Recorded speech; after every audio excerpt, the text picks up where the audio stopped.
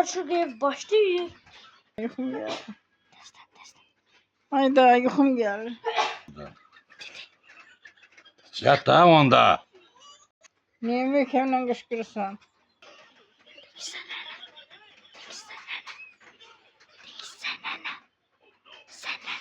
Ne? Uykum kaçtı senin yüzünden. Yok şeyler. Tek yavru şeyler. Yaşaradım.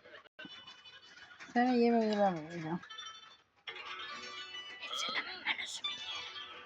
Hiç elemem ben özümü yerim. Hiç elemem lazım beni. Ya da git lan atay çocuğu versin. Ben tutu ya. Sen tutsan da mutsun. Ben tutu da derim, mutu da derim, putu da derim. Aynen ha, ay baba. Ne dalaşırsınız gene? Başladı. Dedi babam başlattı. Babam başlattı. Şimdi de.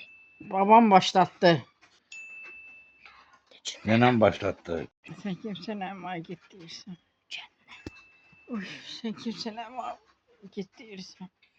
Sen kimden ama gittiysen. Sıralar dalaşmayın. Birinizin yaşı olup 61 nene. Birinizin yaşı olup 67. Siksen bu yaşlı olacak seni. Ne dalaşırsan sen? Oo. Sen ne dalaşırsan? Böyük kişiyle arvatsız siz. Sen danışır bile. Peki düz değil. Peki düz değil. Peki düz değil. Ne diyeyim? Düz değil.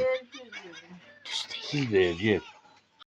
Ne oldu be dalaşmışdınız. İndi siz de anlaşdınız. Barışdınız. Bıy. Bıy.